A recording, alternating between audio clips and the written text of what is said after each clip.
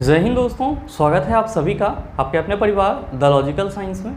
मैं हूं आलोक सिंह आतिश और आज के इस वीडियो सेशन में हम लोग डिस्कस करने वाले हैं तैयारी के भौकाल महोत्सव में group D 2018 shift wise science question discussion में 12 दिसंबर के थर्ड शिफ्ट में पूछे गए सभी साइंस क्वेश्चन की। जी हाँ दोस्तों, इससे पीछे के वीडियो सेशन में हम लोगों ने 12 दिसंबर के सेकंड शिफ्ट में जो क्वेश्चन पूछे गए थे उसको डिस्कस करा था। दोस्तों आज के इस सेशन में हम लोग 12 दिसंबर के थर्ड शिफ्ट में जो क्वेश्चन पूछे गए हैं उसकी चर्चा करेंगे। साथ ही आपकी जानकारी के लिए बताना चाहूँगा कि आज के इस सेशन का जो भी क्वेश्चन है उसका PDF आपको कहाँ मिलेगा, ये हमारे टेलीग्राम ग्रुप से मिल जाएगा, जिसका लिंक मैंने नीचे डिस्क्रिप्शन में डाल दिया है, आप वहाँ से जाकर के ले सकते हैं। बहरहाल आइए अपने सेशन की शुरुआत करते हैं और चलते हैं पहले क्वेश्चन की तरफ। आपका जो पहला क्वेश्चन है आज के इस सेशन का, क्वेश्चन नंबर 1 क्या पूछा जा रहा है आपसे पूछा जा रहा है कि कण विक्षोभ के प्रसार की दिशा में लंबवत ऊपर और नीचे दोलन करते हैं, यहाँ किस प्रकार के तरंगों पर चर्चा की गई है। ऑप्शन है अनुदैर्ध्य, दूसरा ऑप्शन है यांत्रिक, तीसरा ऑप्शन है मूल और चौथा ऑप्शन है अनुप्रस्थ।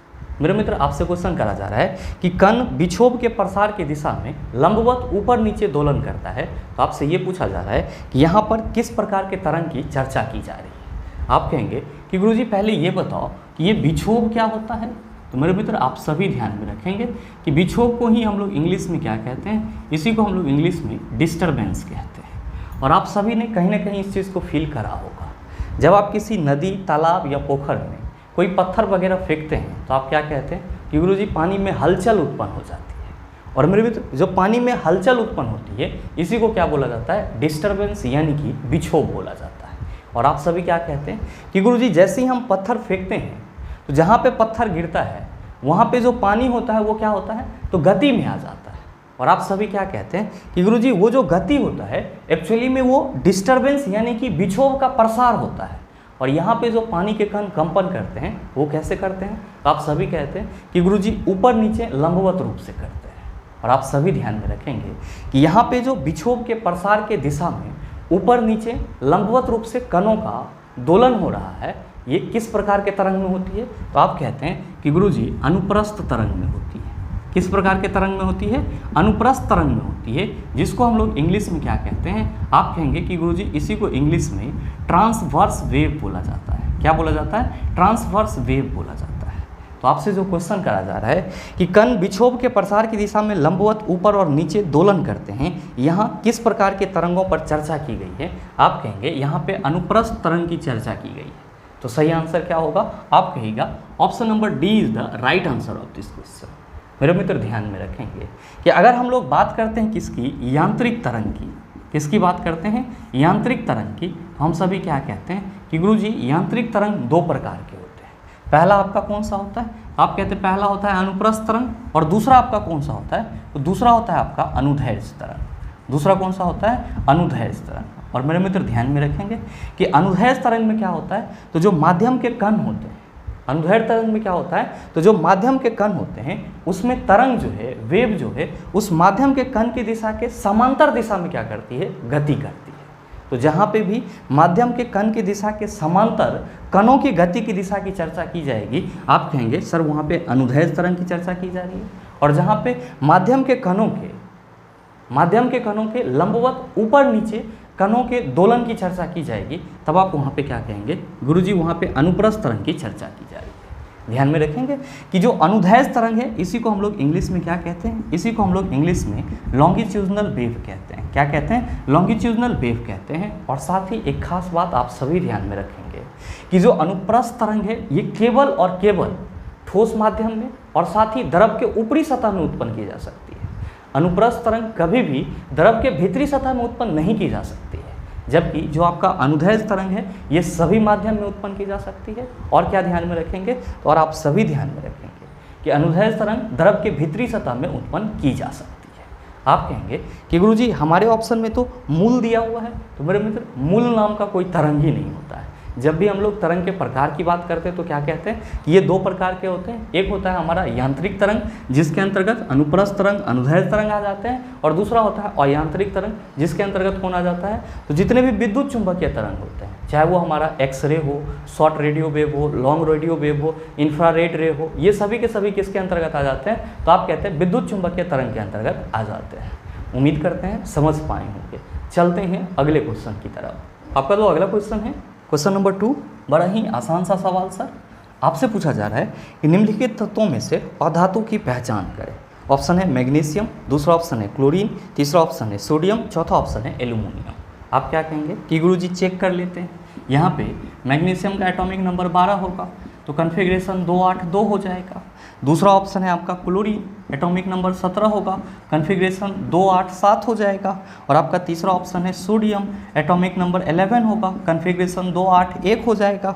और आपका तीसरा नंबर है एल्यूमिनियम, एटॉमिक नंबर 13, कन्फिग्रेशन 283 हो जाएगा। आप क्या कहेंगे कि गुरुजी जो धातु होते हैं उसके बाह्यतम कक्षा में या तो 1 या 2 या फिर 3 इलेक्ट्रॉन रहता है। और जब हम लोग बात करते हैं अधातु की, तो क्या कहते हैं कि गुरुजी इसके बाह्यतम कक्षा में या तो 4 इलेक्ट्रॉन रह सकता है या 5 या 6 या फिर 7। ध्यान में रखिएगा कि अगर बाह्यतम कक्षा में 4 इलेक्ट्रॉन है तो वो उपधातु भी हो सकता है। तो सर इस चीज़ को आपको अपने माइंड में रखना होगा। हाँ, अगर हम लोग बात करेंगे कार्बन के केस में तो कार्बन के बाह्यतम कक्षा में क्या होगा, आप कहेंगे गुरुजी 4 इलेक्ट्रॉन, तो कार्बन किस कैटेगरी में आएगा, तो आप कहेंगे गुरुजी ये अधातु के कैटेगरी में आएगा। ये खास बात आप सभी अपने माइंड में रखेंगे। आप क्या कहेंगे कि गुरुजी यहाँ पे जो हमारा पहला ऑप्शन है इसके बाह्यतम कक्षा में 2 इलेक्ट्रॉन है, दैट मीन्स ये क्या हो जाएगा, आप कहिएगा धातु हो जाएगा। इसके बाह्यतम कक्षा में 7 इलेक्ट्रॉन है, आप कहिएगा गुरुजी ये तो अधातु हो जाएगा। इसके बाह्यतम कक्षा में 1 इलेक्ट्रॉन, आप कहिएगा गुरुजी ये धातु हो जाएगा। इसके बाह्यतम कक्षा में 3 इलेक्ट्रॉन, आप कहेंगे धातु हो जाएगा। मेरे मित्र, आपसे जो क्वेश्चन करा जा रहा है उसका सीधा सीधा आंसर क्या होगा, आप कहेंगे option number B is the right answer of this question. बहरहाल चलते हैं अगले क्वेश्चन की तरफ। आपका जो अगला क्वेश्चन है क्वेश्चन नंबर 3, क्या पूछा जा रहा है आपसे पूछा जा रहा है कि लिटमस का घोल डैश से निकाला जाता है। मेरे मित्र, कई दफ़ा आप सबों ने पढ़ लिया होगा इस क्वेश्चन को। और आप क्या कहते हैं कि गुरुजी जो लिटमस सॉल्यूशन है जिसका उपयोग हम लोग एसिड बेस इंडिकेटर के रूप में करते हैं, ये लाइकेन नामक प्लांट से निकाला जाता है। और लाइकेन जो है वो थेलोफाइटा समूह का पौधा होता है। तो आप बताओ कि सही आंसर क्या होगा। आप कहेंगे कि गुरुजी option number D is the right answer of this question. मेरे मित्र ध्यान में रखेंगे कि आपके ऑप्शन में जो हाइड्रेंगी दिया हुआ है और साथ ही साथ पेटूनिया और साथ ही साथ जो जेरेनियम दिया हुआ है, ये सब के सब क्या है, तो सर ये सब के सब फूल के पत्ती हैं। और इसका भी उपयोग हम लोग किस में करते हैं, तो नेचुरल एसिड बेस इंडिकेटर के रूप में करते हैं, यानी कि प्राकृतिक अम्ल क्षार सूचक के रूप में करते हैं। तो आप सभी ये भी ध्यान में रखेंगे कि जो हाइड्रोजीनिया का फूल होता है, साथ ही जो पेटूनिया का होता है और सो आपका जर्नेमिया होता है, इन सभी के जो पत्ती होते हैं वो एसिड बेस इंडिकेटर के रूप में इस्तेमाल किए जाते हैं। उम्मीद करते हैं समझ पाए होंगे। चलते हैं अगले क्वेश्चन की तरफ। आपका जो अगला क्वेश्चन है क्वेश्चन नंबर 4, क्या पूछा जा रहा है आपसे पूछा जा रहा है कि वेल्डिंग के लिए इथेन और डैश के मिश्रण का उपयोग किया जाता है। ऑप्शन है इथेनॉल, दूसरा ऑप्शन है ऑक्सीजन, तीसरा ऑप्शन है कार्बन डाइऑक्साइड और चौथा ऑप्शन है हवा। आप सभी कहेंगे कि गुरुजी कई बार हम लोगों ने पढ़ा है कि वेल्डिंग के लिए इथेन और ऑक्सीजन गैस के मिश्रण का उपयोग किया जाता है। तो सीधा सीधा आंसर क्या हो जाएगा, आप कहिएगा गुरुजी option number B is the right answer of this question. आप में से बहुत सारे मित्रों के मन में आ रहा होगा कि गुरुजी हमारे पहले ऑप्शन में इथेनॉल दिया हुआ है, ये बता दो कि इथेनॉल का फार्मूला क्या होता है। भाई मेरे, आप सभी ध्यान में रखेंगे कि इथेनॉल का फार्मूला C2H5OH होता है। क्या होता है, C2H5OH। इसी को हम लोग क्या कहते हैं, इथाइल अल्कोहल भी कहते हैं, या फिर हम लोग क्या कहते हैं, तो सर सीधे सीधे अल्कोहल कहते हैं। आप कहेंगे कि गुरुजी हमारे ऑप्शन में तो कार्बन डाइऑक्साइड भी दिया हुआ है, तो कहने की कोई ज़रूरत नहीं है। आप सबों को मालूम है कि कार्बन डाइऑक्साइड का फार्मूला CO2 होता है। और आप सभी ध्यान में रखेंगे कि ठोस कार्बन डाइऑक्साइड को क्या बोला जाता है, शुष्क बर्फ बोला जाता है, यानी कि ड्राई आइस बोला जाता है। और ये क्या होते हैं, तो आप कहेंगे ऊर्ध्वपातित पदार्थ होते हैं। उम्मीद करते हैं समझ पाए होंगे। चलते हैं अगले क्वेश्चन की तरफ। आपका तो अगला क्वेश्चन है क्वेश्चन नंबर 5, बड़ा ही आसान सा सवाल सा। आपसे पूछा जा रहा है कि निम्नलिखित में से कौन मोनेरा से संबंधित नहीं है। ऑप्शन है एनाबिना, दूसरा ऑप्शन है डाइटम, तीसरा ऑप्शन है साइनोबैक्टीरिया, चौथा ऑप्शन है कीटाणु। क्या होगा इसका आंसर। मैंने इस क्वेश्चन को, सेम क्वेश्चन को अभी रिसेंटली आपको पीछे के सेशन में करवाया है और सही आंसर आप सबों से जानने की उम्मीद रखूँगा। तो सही आंसर क्या होगा नीचे कमेंट करके ज़रूर बताइएगा, आपके कमेंट का इंतजार रहेगा। बहरहाल चलते हैं अगले क्वेश्चन की तरफ। आपका जो अगला क्वेश्चन है क्वेश्चन नंबर 6, बड़ा ही आसान सा सवाल ये भी सर। आपसे पूछा जा रहा है कि निम्नलिखित में से कौन सी रबी की फसल है। ऑप्शन है चावल, दूसरा ऑप्शन है कपास, तीसरा ऑप्शन है गेहूँ, चौथा ऑप्शन है मूंगफली। बताइए ना सॉल्व होगा। और मैंने इस प्रकार का क्वेश्चन भी आपको पीछे के सेशन में करवाया है। सही आंसर क्या होगा नीचे कमेंट करके ज़रूर बताइएगा, आपके कमेंट का इंतजार रहेगा। बहरहाल चलते हैं अगले क्वेश्चन की तरफ। आपका जो अगला क्वेश्चन है क्वेश्चन नंबर 7, क्या पूछा जा रहा है आपसे? आपसे पूछा जा रहा है कि एक समान वेग से चलती किसी वस्तु का त्वरण डैश होगा। ऑप्शन है असमान, दूसरा ऑप्शन है धनात्मक, तीसरा ऑप्शन है ऋणात्मक, चौथा ऑप्शन है शून्य।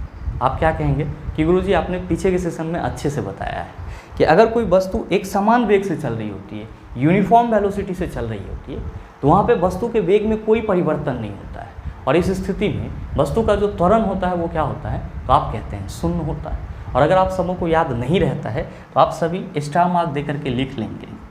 क्या लिखेंगे कि एक समान वेग में, एक समान वेग के स्थिति में, एक समान वेग के स्थिति में ए क्या होगा, 0 होगा। साथ ही ध्यान में रखेंगे वेग बढ़ रहा है, वेग बढ़ रहा है तो ए क्या होगा, पॉजिटिव यानी कि धनात्मक होगा। और साथ ही ध्यान में रखेंगे कि वेग घट रहा है, वेग घट रहा है तो ए क्या होगा, आप कहेंगे निगेटिव होगा। तो मेरे मित्र आपसे जो क्वेश्चन करा जा रहा है कि एक समान वेग से चलती किसी वस्तु का त्वरण डैश होगा, आप कहेंगे शून्य, और सही आंसर क्या होगा, आप कहिएगा ऑप्शन नंबर डी। बहरहाल चलते हैं अगले क्वेश्चन की तरफ। आपका जो अगला क्वेश्चन है क्वेश्चन नंबर 8, क्या पूछा जा रहा है आपसे? आपसे पूछा जा रहा है कि एक तत्व का इलेक्ट्रॉनिक विन्यास 284 है, तत्व का नाम। ऑप्शन है पोटेशियम, दूसरा ऑप्शन है सिलिकॉन, तीसरा ऑप्शन है मैग्नीशियम, चौथा ऑप्शन है सोडियम। मेरे मित्र आपसे क्वेश्चन करा जा रहा है कि कोई तत्व है जिसका इलेक्ट्रॉनिक कन्फिग्रेशन 284 है, तो इस तत्व का नाम क्या होगा? आप क्या कहेंगे कि गुरुजी टोटल नंबर ऑफ इलेक्ट्रॉन को जोड़ लीजिए, और जोड़िएगा तो कितना पाइएगा, आप कहिएगा 14 पाइएगा। और मेरे मित्र आप सबों को मालूम है कि एटॉमिक नंबर 14 आपका कौन सा तत्व है, तो आप सभी कहते हैं सिलिकॉन है। कौन सा है सर? सिलिकॉन है। तो आपसे जो क्वेश्चन करा जा रहा है कि एक तत्व का इलेक्ट्रॉनिक विन्यास 284 है, तत्व का नाम, आप कहेंगे सिलिकॉन, तो सही आंसर क्या होगा, ऑप्शन नंबर बी हो जाएगा। मेरे मित्र आप सबों के मन में आ रहा होगा कि गुरुजी यहाँ पे तो इसके बाह्यतम कक्षा में 4 इलेक्ट्रॉन हैं, तो ये अधातु होगा। मेरे मित्र ध्यान में रखेंगे कि सिलिकॉन जो है वो उपधातु है। सिलिकॉन क्या है? उपधातु है। और मैंने इसी चीज़ को आपके माइंड में सेट करने के लिए पीछे के क्वेश्चन में बताया था कि जो आपका बाह्यतम कक्षा में 4 इलेक्ट्रॉन है, ये अधातु के भी हो सकते हैं या फिर उपधातु के भी हो सकते हैं। तो चूंकि उपधातु की संख्या निश्चित है, तो अगर आपको उपधातु याद रहता है तो आप ये आसानी से डिफर कर सकते हैं कि जो बाह्यतम कक्षा में 4 इलेक्ट्रॉन वाला तत्व है वो आपका अधातु है या फिर उपधातु है।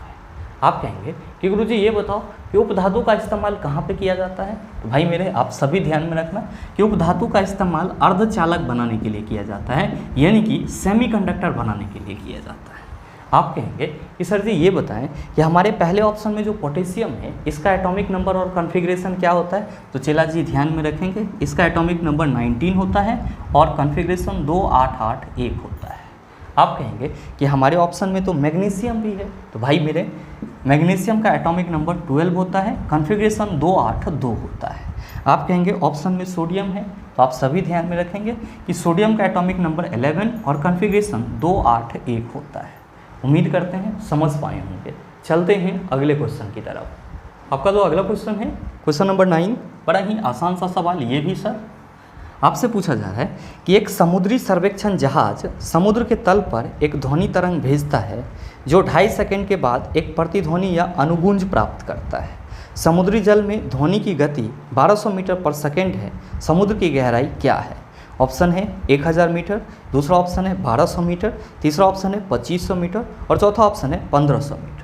और मेरे मित्र जैसे ही आप में से बहुत सारे स्टूडेंट इस प्रकार के क्वेश्चन को देखते हैं, पूरी तरह से सहम जाते हैं कि अब इसको हम लोग कैसे सॉल्व करेंगे। 1 नंबर तो हमारा चला गया। भाई मेरे आप सबों को परेशान नहीं होना है। मैंने कई बार अपने सेशन में बताया है और आज भी आपको बता रहा हूँ कि जब भी आपको इस प्रकार का क्वेश्चन दिखाई पड़े, जब भी आपको इस प्रकार का क्वेश्चन दिखाई पड़े, मतलब क्या कि इको से संबंधित क्वेश्चन हो, प्रतिध्वनि से संबंधित क्वेश्चन हो, तो आपके माइंड में सिर्फ और सिर्फ एक ही फार्मूला याद आना चाहिए। और वो फार्मूला क्या है? 2D = V × T। जहाँ पे ध्यान में रखेंगे कि D क्या है, तो आप सभी याद रखिएगा कि ये दूरी है और यही क्या हो जाएगा, तो गहराई भी हो जाएगा। क्या हो जाएगा? गहराई भी हो जाएगा। और V क्या है? आप सभी ध्यान में रखेंगे ध्वनि का वेग है। क्या है? ध्वनि का वेग। और टी क्या है? तो गुरुजी प्रतिध्वनि का समय। तो आपके क्वेश्चन में वेग कितना दिया हुआ है? सर ध्वनि का वेग दिया हुआ है 1200 मीटर पर सेकेंड। कितना दिया हुआ है? 1200 मीटर पर सेकेंड। टाइम कितना दिया हुआ है? 2.5 सेकेंड। और आपसे क्या पूछा जा रहा है कि समुद्र की गहराई कितनी होगी, यानी कि आपको क्या निकालना है? डी निकालना है। क्या कहिएगा कि गुरुजी चूंकि 2D = V × T अभी जस्ट आपने बताया है, तो हम ये कह सकते हैं कि 2D = हो जाएगा 1200 गुना 2.5। पॉइंट हटा देंगे, चला नीचे 10 आ जाएगा। ये जीरो क्या होगा? एक साथ सेटल हो जाएगा। और आप सभी क्या कहेंगे कि गुरुजी ये हो गया हमारा 120 गुना 25। ध्यान देंगे यहाँ पे 2D है, आपको क्या निकालना है? D निकालना है। 120 गुना 25 बटा क्या हो जाएगा? 2। 60 दूना 120 और 25 छक्के 150 होता है। एक जीरो बैठा देंगे। आप क्या कहेंगे कि गुरुजी जो समुद्र की गहराई होगी वो कितनी होगी? 1500 मीटर। और सही आंसर क्या होगा? आप कहिएगा ऑप्शन नंबर डी। बहरहाल चलते हैं अगले क्वेश्चन की तरफ। आपका जो अगला क्वेश्चन है क्वेश्चन नंबर 10, क्या पूछा जा रहा है आपसे? आपसे पूछा जा रहा है कि नाइट्रिक एसिड की 63 ग्राम मात्रा में कितने अणु मौजूद हैं? ऑप्शन है 7.02 × 10⁻23 अणु। दूसरा ऑप्शन है 6.02 × 10⁻26 अणु। तीसरा ऑप्शन है 6.02 × 10⁻23 अणु। और चौथा ऑप्शन है 8.02 × 10⁻22 अणु। क्या होगा इसका आंसर? मेरे मित्र आपसे क्वेश्चन करा जा रहा है कि नाइट्रिक एसिड के 63 ग्राम में कितने अणु मौजूद हैं? आप सबों को क्या मालूम है? आप सबों को मालूम है कि एक मोल पदार्थ में कितने अणु या परमाणु या कण होते हैं? आप कहते हैं कि गुरुजी एवोगाड्रोस नंबर के बराबर कण या अणु या फिर परमाणु होते हैं। किसके बराबर होते हैं? एवोगाड्रोस नंबर के बराबर होते हैं। चला जी, एवोगाड्रोस नंबर कितना है? 6.022 × 10⁻23। मतलब ये हुआ कि आपका कोई भी पदार्थ होगा उसके एक मोल में कितने अणु, परमाणु या कण होंगे? आप कहेंगे 6.022 × 10⁻23। माइनस ना है सर, माइनस ना समझ लीजिएगा, ये सर प्लस में पावर 23 है। ये आपका इस तरह से ब्रैकेट है सर। तो आप कहेंगे कि गुरुजी यहाँ पे तो हमसे क्वेश्चन करा जा रहा है कि 63 ग्राम नाइट्रिक एसिड यानी कि HNO3 में कितने अणु होंगे? तो भाई मेरे आपको ये देखना होगा कि जो HNO3 है इसके एक मोल का द्रव्यमान कितना होता है। आप कहेंगे सर ये तो नया बात हो जाएगा। चला नया बात कैसे होगा? हमने कहा कि HNO3 के एक मोल का द्रव्यमान कितना होगा, तो आप झट से कहते कि गुरुजी एक रे अनुभार निकाल दीजिए। कैसे? तो हाइड्रोजन के एक परमाणु का द्रव्यमान 1 होता है। चला नाइट्रोजन के एक परमाणु का द्रव्यमान कितना होता है? 14। एक के गो है तो यहाँ पे हम लोग 14 ही लिखेंगे।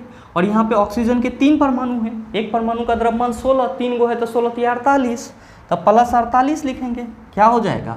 आप कहेंगे गुरुजी 4 × 1 = 5, 8 × 5 = 13 और 4 × 1 = 5 = 6, यानी कि जो HNO3 होगा उसका एक मोल कितना होगा? आप कहेंगे 63 ग्राम। कितना होगा? 63 ग्राम। तो जब आप ये कह रहे हैं कि एक मोल पदार्थ में एवोगाड्रोस नंबर के बराबर अणु, परमाणु, कण या आयन होते हैं, तो यहाँ पे जो बात की जा रही है 63 ग्राम नाइट्रिक एसिड में कितने अणु होंगे, हम ये कह सकते हैं कि एक मोल नाइट्रिक एसिड जो है वो कितना है? आप कहेंगे 63 ग्राम। तो जाहिर सी बात है कि 63 ग्राम नाइट्रिक एसिड में टोटल अणु की संख्या कितनी होगी? आप कहिएगा 6.022 × 10⁻23।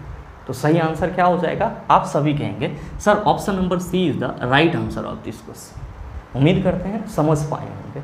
चलते हैं अगले क्वेश्चन की तरफ। आपका जो अगला क्वेश्चन है क्वेश्चन नंबर 11, क्या पूछा जा रहा है आपसे? आपसे पूछा जा रहा है कि जैसे ही एक तरल पदार्थ की मुक्त सतह से गहराई बढ़ती है, तरल द्वारा डाला गया दबाव डैश होता है। ऑप्शन है 0 हो जाता है, दूसरा ऑप्शन है कम हो जाता है, तीसरा ऑप्शन है बढ़ जाता है, चौथा ऑप्शन है अपरिवर्तित रहता है। आप क्या कहेंगे कि गुरुजी गहराई बढ़ेगी तो ऑब्वियस सी बात है कि दाब बढ़ जाएगी। तो हमसे जो क्वेश्चन करा जा रहा है कि जैसे ही एक तरल पदार्थ की मुक्त सतह से गहराई बढ़ती है, तरल द्वारा डाला गया दबाव क्या होगा? आप लोग कहेंगे बढ़ जाएगा। तो सही आंसर क्या हो जाएगा? आप सभी कहेंगे sir option number C is the right answer of this question. बहरहाल चलते हैं अगले क्वेश्चन की तरफ। आपका जो अगला क्वेश्चन है क्वेश्चन नंबर 12, बड़ा ही लॉलीपॉप सा सवाल सर। आपसे पूछा जा रहा है कि निम्न में से कौन सी धातु विद्युत की सर्वश्रेष्ठ चालक है? ऑप्शन है तांबा, दूसरा ऑप्शन है टंगस्टन, तीसरा ऑप्शन है एल्यूमिनियम और चौथा ऑप्शन है चांदी। और मेरे मित्र ये क्वेश्चन भी मैंने आपको पीछे के सेशन में कराया है और इस क्वेश्चन का आंसर भी आप सबों से ही जानने का उम्मीद रखूंगा। तो सही आंसर क्या होगा नीचे कमेंट करके ज़रूर बताइएगा, आपके कमेंट का इंतजार रहेगा। बहरहाल चलते हैं अगले क्वेश्चन की तरफ। आपका जो अगला क्वेश्चन है क्वेश्चन नंबर 13। आइए दोस्तों, आपका जो अगला क्वेश्चन है क्वेश्चन नंबर 13 क्या पूछा जा रहा है आपसे? आपसे पूछा जा रहा है कि पदार्थ के प्रतिरोध को प्रभावित करने वाले कारक। ऑप्शन है आपका तापमान, पदार्थ की प्रकृति, तीसरा है सुचालक की लंबाई, चौथा है अनुप्रस्थ परिच्छेद का क्षेत्रफल और ऑप्शन दिया हुआ है ए, बी, सी और डी। दूसरा ऑप्शन है केवल ए, सी, डी, तीसरा ऑप्शन है केवल ए, बी, सी, चौथा ऑप्शन है केवल ए और सी। क्या होगा इसका आंसर? मेरे मित्र आप सभी क्या कहेंगे कि गुरुजी जब हम लोग बात करते हैं प्रतिरोध की तो इसी को किससे रिप्रेजेंट किया जाता है? आर से रिप्रेजेंट किया जाता है। सिंबल क्या होता है चेला जी? आप कहते हैं कि गुरुजी ये होता है और ये किस किस चीज़ पे निर्भर करता है? तो आप कहते हैं कि गुरुजी पहला तो ये पदार्थ की प्रकृति पर निर्भर करता है। पहला किस पे निर्भर करता है? पदार्थ की प्रकृति पे। दूसरा किस पे करता है? तो आप कहते हैं कि गुरुजी टेम्परेचर यानी कि तापमान पर डिपेंड करता है। तीसरा तो आप कहते हैं कि तार की लंबाई पर। और चौथा आपका क्या होता है? तो आप कहते हैं कि तार यानी कि पदार्थ के अनुप्रस्थ काट क्षेत्रफल पर। और आप सभी क्या कहते हैं कि गुरुजी किसी भी तार की जो प्रतिरोध होती है वो उस तार के लंबाई के समानुपाती होती है और साथ ही तार के अनुप्रस्थ काट क्षेत्रफल के व्युत्क्रमानुपाती होती है। भाई मेरे आपसे जो क्वेश्चन करा जा रहा है कि पदार्थ के प्रतिरोध को प्रभावित करने वाले कारक हैं, आप कहेंगे कि गुरुजी जो भी हमारे ऑप्शन में दिया हुआ है उसको तो आपने यहाँ पे लिख ही दिया है। इसका मतलब ये हुआ जो आपसे क्वेश्चन करा जा रहा है कि पदार्थ के प्रतिरोध को प्रभावित करने वाले कारक हैं, आप कहेंगे तापमान, पदार्थ की प्रकृति, सुचालक की लंबाई और अनुप्रस्थ परिच्छेद का क्षेत्रफल। मतलब चारों ही क्या है सर? सही है। तो आप देख लीजिए कि आपके कौन से ऑप्शन में चारों ऑप्शन का जिक्र किया गया है। आप कहेंगे गुरुजी पहले ही ऑप्शन में ए, बी, सी और डी लिखा हुआ है, तो बिल्कुल आपके इस क्वेश्चन का सही आंसर क्या होगा? आप कहेंगे कि गुरुजी ऑप्शन नंबर ए हो जाएगा। और मेरे मित्र अगर आपसे कहीं पे ये पूछ लिया जाए ये बताओ कि प्रतिरोध क्या है, तो आप क्या कहेंगे कि गुरुजी प्रतिरोध जो है वो प्रत्येक चालक पदार्थ का वह गुण होता है जो धारा के प्रवाह का विरोध करता है।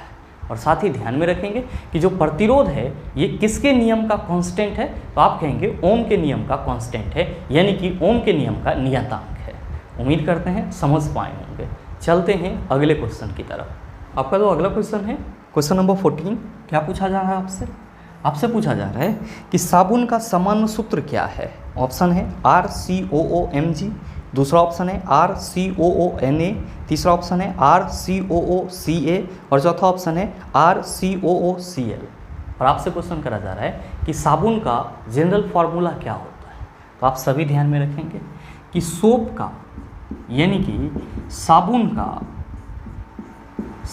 का सामान्य सूत्र क्या होता है?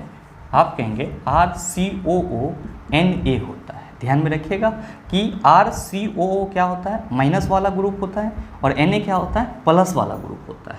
और यहाँ पे जो ये R है ये क्या है? तो आप सभी ध्यान में रखेंगे ये आपका लॉन्ग चेन एल्कील ग्रुप है। क्या है? लॉन्ग चेन एल्कील ग्रुप है। और साथ ही ध्यान में रखेंगे कि साबुन बनाने की प्रक्रिया क्या कहलाती है? साबुनीकरण कहलाती है।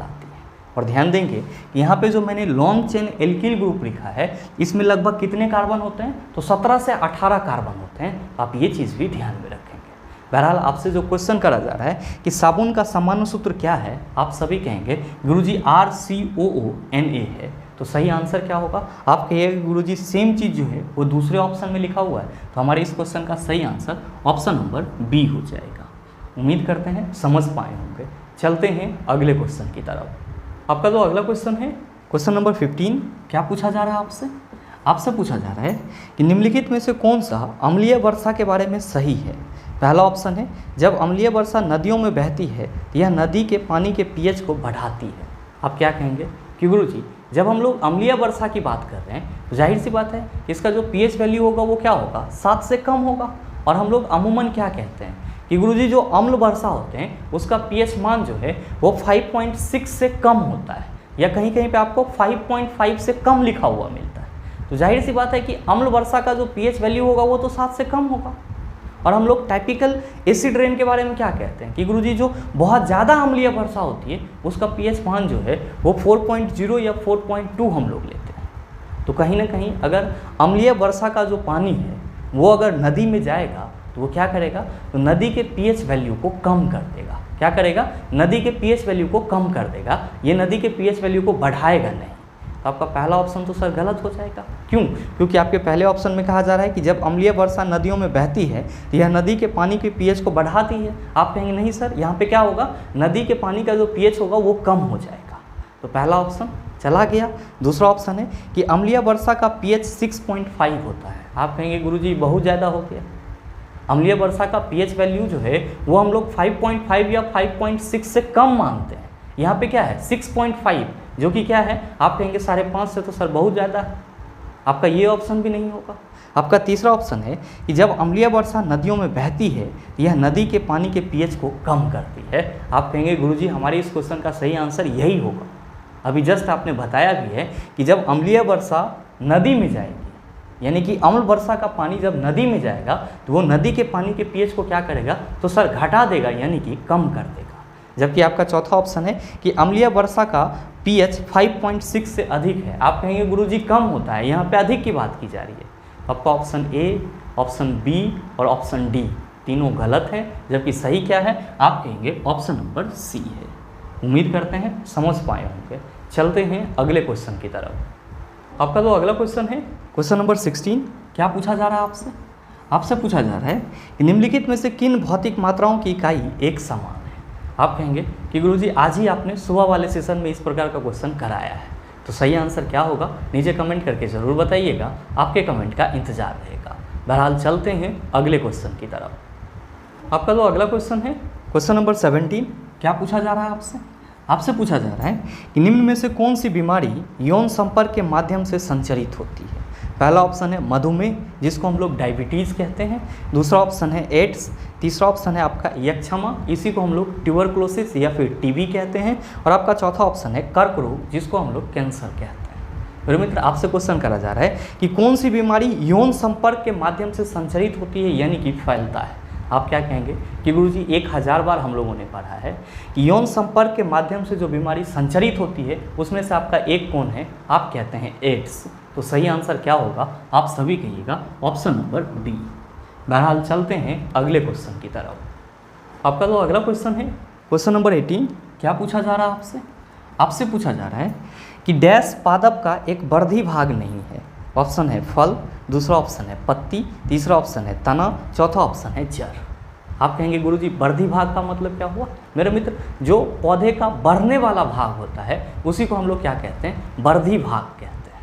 यहाँ पे जो आपसे क्वेश्चन करा जा रहा है कि इन चारों में से कौन सा पादप का एक वर्धी भाग नहीं है, तो आंसर क्या होगा? आप कहेंगे कि गुरुजी जब आप वर्धी का मतलब बढ़ने वाला भाग कह रहे हैं तो हमारे ऑप्शन में जो पत्ती दिया हुआ है, तना दिया हुआ है, जड़ दिया हुआ है, इस तीनों में क्या होती है, वृद्धि होती है। तो जाहिर सी बात है कि ये तीनों क्या होंगे, आप कहेंगे पादप का यानी कि पौधे का वर्धी भाग होगा। लेकिन अगर आप फल की बात करते हैं तो क्या कहते हैं कि गुरुजी जो मैच्योर ओवरी होता है, परिपक्व अंडाशय होता है, वही किस में परिवर्तित हो जाता है, तो फल में परिवर्तित हो जाता है। तो जाहिर सी बात है कि जो पौधे का फल होता है वो पौधे का वर्धी भाग नहीं होता है, वो क्या होता है, तो आप कहते हैं मैच्योर ओवरी होता है। तो सही आंसर क्या होगा? आप कहेंगे कि sir ji option number A is the right answer of this question. उम्मीद करते हैं समझ पाए होंगे। चलते हैं अगले क्वेश्चन की तरफ। आपका जो अगला क्वेश्चन है क्वेश्चन नंबर 19, बड़ा ही हलवा टाइप सवाल ये भी सर। आपसे पूछा जा रहा है कि एक लड़की जिसका वजन 200 न्यूटन है एक 2 मीटर ऊंचे वृक्ष पर चढ़ती है। यदि g = 10 मीटर पर सेकेंड स्क्वायर तो वृक्ष पर चढ़ने के बाद लड़की द्वारा किया गया कार्य कितना था? ऑप्शन है 800 जूल, दूसरा ऑप्शन है 400, तीसरा ऑप्शन है 200 और चौथा ऑप्शन है 2000। मेरे मित्र, आपसे क्वेश्चन करा जा रहा है कि कोई लड़की है और उस लड़की का भार जो है वो कितना है, तो आपके क्वेश्चन में दिया हुआ है 200 न्यूटन है। और फिर क्या कहा जा रहा है, फिर कहा जा रहा है कि जो लड़की है वो 2 मीटर ऊंचे वृक्ष पर चढ़ती है, यानी कि ऊंचाई कितना है 2 मीटर। तो आपसे ये पूछा जा रहा है कि अगर g का वैल्यू यहाँ पे 10 मीटर पर सेकेंड स्क्वायर रखा जाए जी का वैल्यू कितना रखा जाए, 10 मीटर पर सेकंड स्क्वायर रखा जाए, तो आपसे ये क्वेश्चन करा जा रहा है कि लड़की द्वारा किया गया कार्य कितना होगा, यानी कि W इक्वल टू वाट। आप सभी क्या कहते हैं कि गुरुजी ऊपर चढ़ने के क्रम में जो किया गया कार्य होता है वो mgh के बराबर होता है। किसके बराबर होता है, mgh के बराबर होता है।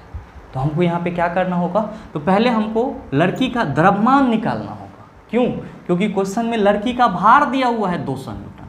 तो आप क्या कहिएगा कि गुरुजी अगर हम लोग लड़की के भार की बात करेंगे तो हम लोग को मालूम है कि formula W equal to mg होता है, और लड़की का भार 200 न्यूटन है, इसका हमको मास चाहिए। जी का वैल्यू हम लोग कितना ले लेते हैं, 10। तो यहाँ पे आप क्या कहेंगे कि 20 दाएँ हो जाएगा सर ये 200, और जो लड़की है इसका द्रव्यमान हो जाएगा 20 kg। कितना हो जाएगा, 20 kg। तो आप क्या कहेंगे कि गुरुजी मास हो गया 20 kg, साथ ही साथ जी का वैल्यू कितना लेना है, आप कहेंगे 10। ऊंचाई कितना है, तो आप कहेंगे गुरुजी ऊंचाई तो 2 मीटर है, तो 20 दाएँ 200 और दूना कितना हो जाएगा, आप कहेंगे 400 जूल। तो देख लीजिए कि 400 जूल आपके किस ऑप्शन में है, आप कहेंगे कि गुरुजी दूसरे ऑप्शन में है। तो बिल्कुल आपके इस क्वेश्चन का सही आंसर ऑप्शन नंबर बी हो जाएगा। मेरे मित्र ध्यान देंगे, यहाँ पे जो आपने लड़की का द्रव्यमान निकाला है ये आप नहीं भी निकालेंगे तो भी आपका आंसर आ जाएगा। आप कहिएगा कैसे, तो ध्यान देंगे, मैंने आपको बोला कि ऊपर उठाने के क्रम में जो वस्तु द्वारा किया गया कार्य होता है वो mgh के बराबर होता है। यहाँ पे जो mg है ये क्या है, आप कहेंगे गुरुजी यह फॉर्मूला तो यहाँ भी लिखा हुआ है, तो कहीं ना कहीं ये क्या है, भार है। अरे भाई आपने द्रव्यमान निकाला और उसको गुरुत्व त्वरण से गुना कर दिया तो वो क्या हो गया, आप कहेंगे भार हो गया। आपके क्वेश्चन में लड़की का भार दिया हुआ था, लड़की का भार दिया हुआ था, साथ ही ऊंचाई दिया हुआ था।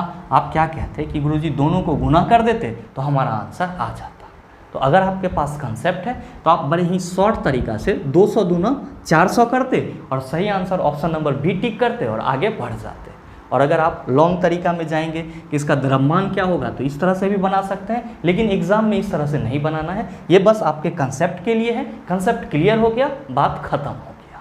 बहरहाल चलते हैं अगले क्वेश्चन की तरफ। आपका जो अगला क्वेश्चन है क्वेश्चन नंबर 20, क्या पूछा जा रहा है आपसे, आपसे पूछा जा रहा है कि बोर के एटम के मॉडल की अभिधारणा के अनुसार क्या होता है जब एक इलेक्ट्रॉन ऊर्जा के फोटोन को अवशोषित करता है। ऑप्शन है यह एक ही कक्षा में रहता है लेकिन तेजी से दोलन करते हैं। दूसरा ऑप्शन है यह प्रकाश ऊर्जा उत्सर्जित करता है। तीसरा ऑप्शन है यह भीतरी कक्षा में जाता है। चौथा ऑप्शन है यह अगले बाहरी कक्षा में जाता है। क्या होगा इसका आंसर। आप कहेंगे कि गुरुजी पहले ये बताओ, ये जो बोर मॉडल की चर्चा की जा रही है ये कब दिया गया। तो मेरे मित्र आप सभी ध्यान में रखेंगे कि जब रदरफोर्ड का परमाणु मॉडल फेल हो गया था, जब रदरफोर्ड का एटॉमिक मॉडल फेल हो गया तब कौन आए थे, तो बोर नामक वैज्ञानिक आए थे। और इन्होंने क्या करा था, तो फिर से परमाणु का एक नया मॉडल तैयार करा था जिसको क्या बोला जाता है, बोर का एटॉमिक मॉडल बोला जाता है। इसमें इन्होंने क्या बताया, इसमें इन्होंने बताया कि इलेक्ट्रॉन जो है वो परमाणु के एक निश्चित कक्षा में चक्कर लगाते रहता है, और जब इलेक्ट्रॉन परमाणु के निश्चित कक्षा में चक्कर लगाते रहता है तो यहाँ पे इलेक्ट्रॉन के ऊर्जा का ह्रास नहीं होता है। और साथ ही इन्होंने क्या बताया, इन्होंने बताया कि अगर हमारा ये कोई परमाणु है और ये इसका नाभिक है और इसके चारों ओर वृत्ताकार मार्ग हैं तो ये क्या होगा, आप कहेंगे कक्षा। तो ये आपका क्या है, आप कहेंगे गुरुजी ये तो बाहरी कक्षा हो जाएगा। ये क्या हो जाएगा, बाहरी कक्षा हो जाएगा। और इस कक्षा को छोड़ करके बाकी की जो कक्षा होंगे वो क्या कहलाएंगे, तो आप कहेंगे आंतरिक कक्षा कहलाएगा। तो मेरे मित्र ध्यान देंगे, यहाँ पे बोर ने क्या बताया, यहाँ पे बोर ने बताया कि अगर इलेक्ट्रॉन भीतरी कक्षा से, अगर इलेक्ट्रॉन भीतरी कक्षा से कहाँ जाता है, बाहरी कक्षा में जाता है, भीतरी कक्षा से बाहरी कक्षा में जाता है, तब ये क्या करेगा, तब सर ये ऊर्जा का अवशोषण करेगा।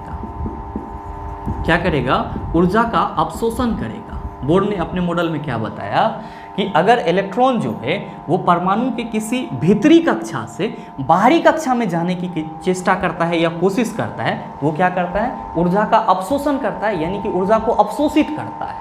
और फिर उन्होंने क्या बताया, फिर बताया कि अगर कोई अनदर हमारा परमाणु हो और उसमें भी नाभिक हो और इस तरह से वृत्ताकार मार्ग हो और इसमें क्या हो, तो कोई इलेक्ट्रॉन बाहरी कक्षा से आंतरिक कक्षा में आना चाहे, यानी कि यहाँ पे क्या हो रहा था, तो इलेक्ट्रॉन जो है वो भीतरी कक्षा से बाहरी कक्षा में जा रहा था।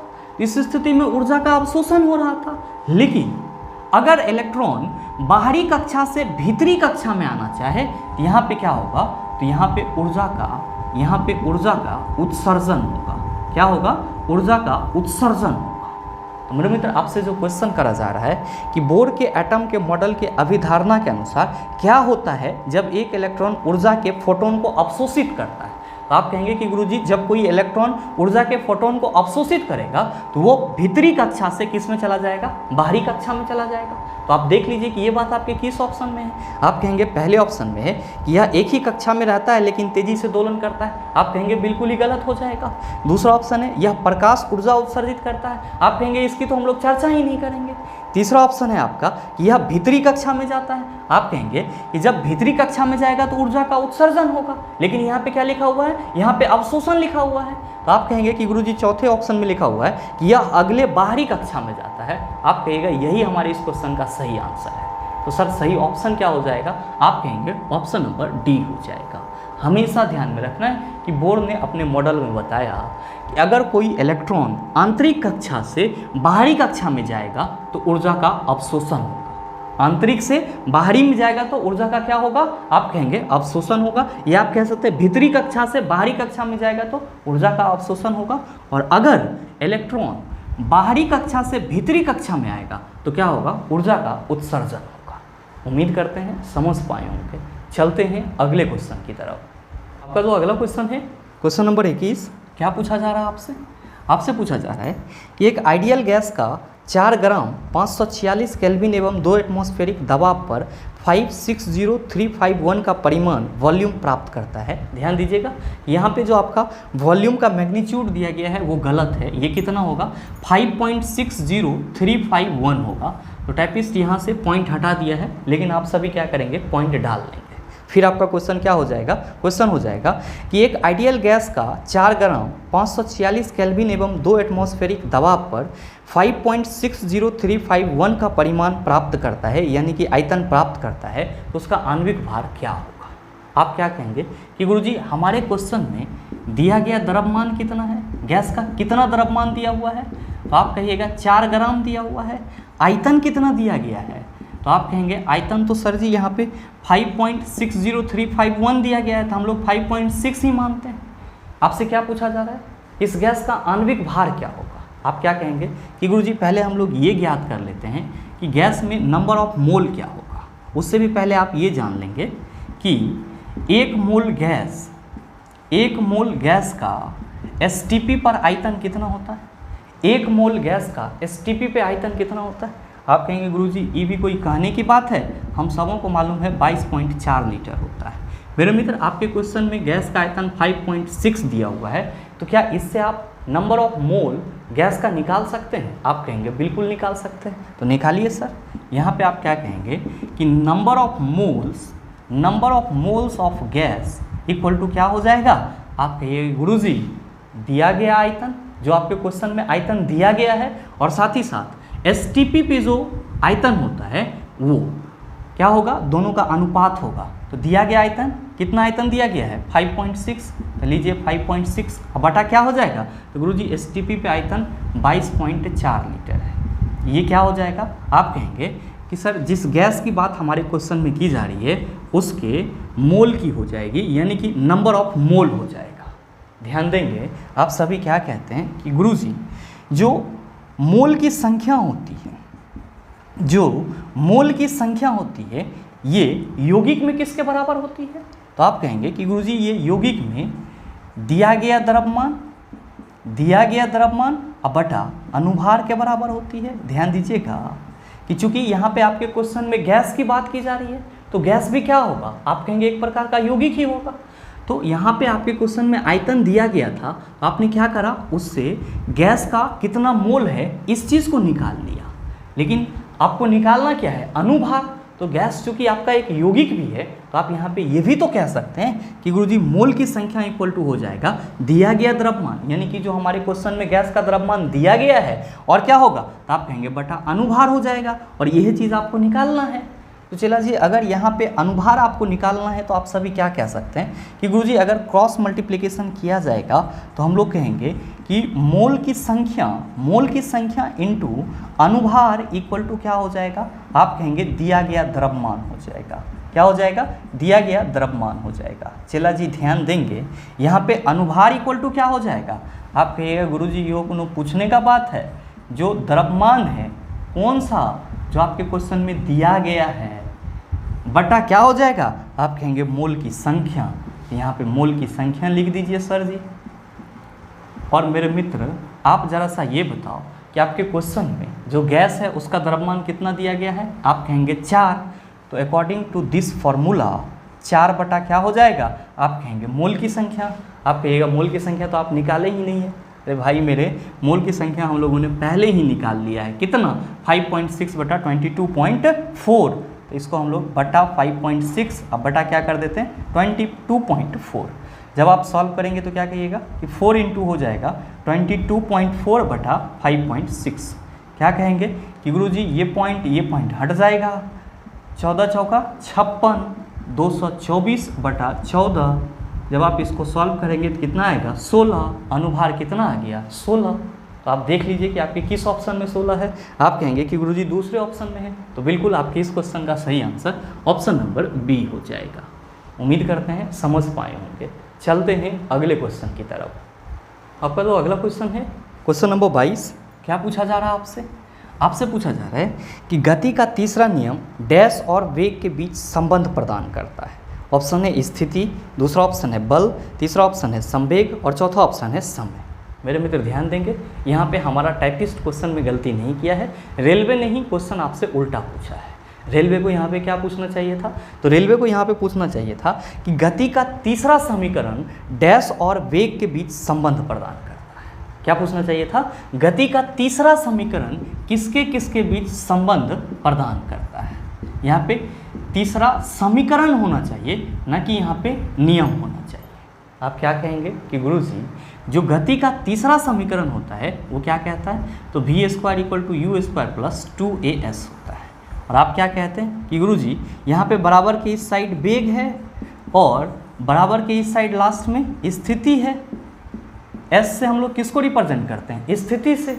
तो जो गति का तीसरा समीकरण है वो किसके किसके बीच संबंध बता रहा है, वेग और स्थिति के बीच संबंध बता रहा है। जो आपसे क्वेश्चन करा जा रहा है कि गति का तीसरा नियम डैश और वेग के बीच संबंध प्रदान करता है। आप कहेंगे कि गुरुजी नियम काट के समीकरण करेंगे, और हम लोग कहेंगे कि जो गति का तीसरा समीकरण है वो वेग और स्थिति के बीच संबंध बताता है। तो सही आंसर क्या हो जाएगा, आप सभी कहेंगे sir option number A is the right answer of this question. उम्मीद करते हैं समझ पाए होंगे। चलते हैं अगले क्वेश्चन की तरफ। आपका जो अगला क्वेश्चन है क्वेश्चन नंबर 23। क्या पूछा जा रहा है आपसे, आपसे पूछा जा रहा है कि एक हल्के और एक भारी पिंड की गतिज ऊर्जाएं समान है, इनमें से किसका संवेग अधिक होगा। आप क्या कहेंगे कि गुरुजी जो पिंड भारी होगा उसका संवेग अधिक होगा, और जो पिंड हल्का होगा उसका संवेग क्या होगा, कम होगा।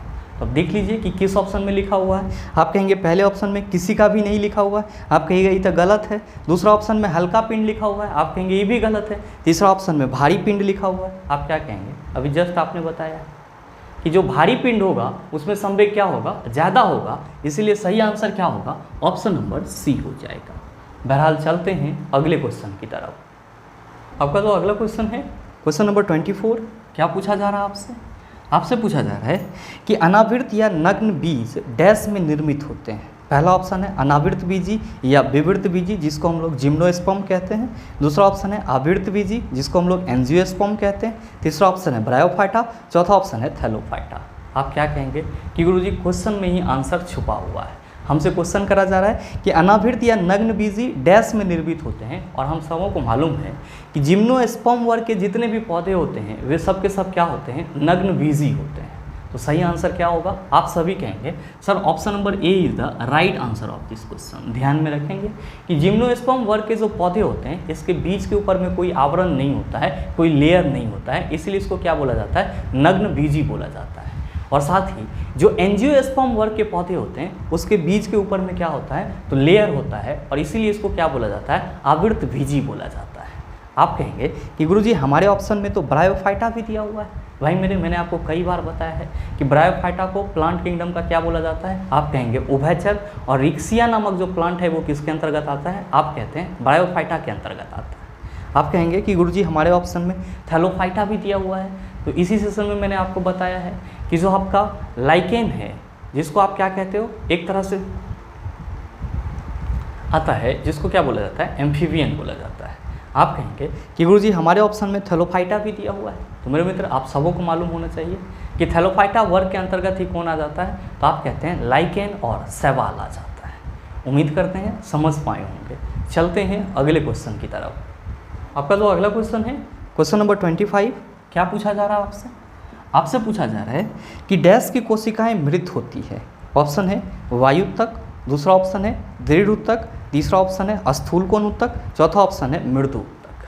आप सभी क्या कहेंगे कि गुरुजी पहले ऑप्शन में जो वायु उत्तक की बात की जा रही है, जिसको हम लोग इंग्लिश में एरेनकाइमा कहते हैं, ये किसके प्रकार होते हैं? आप कहते हैं मृदु उत्तक के प्रकार होते हैं। और आप सभी कहते हैं कि गुरुजी हम सबों को अच्छे से मालूम है कि जो मृदु उत्तक है और साथ ही जो स्थूल कोण उत्तक है, ये दोनों ही जीवित कोशिकाओं से मिलकर बने होते हैं, यानी कि ये दोनों जीवित उत्तक कहलाते हैं। जबकि जब हम लोग बात करते हैं दृढ़ उत्तक की, तो हम सभी क्या कहते हैं कि गुरुजी ये मृत कोशिकाओं से मिलकर बना होता है और इसीलिए हम लोग इसको क्या कहते हैं, मृत उत्तक कहते हैं। तो आपसे जो क्वेश्चन करा जा रहा है कि डैश की कोशिकाएं मृत होती है, आप सभी कहेंगे कि गुरुजी जो दृढ़ उत्तक की कोशिकाएं होती है वो क्या होती है, मृत होती है। और इसीलिए आपके इस क्वेश्चन का सही आंसर ऑप्शन नंबर बी हो जाएगा।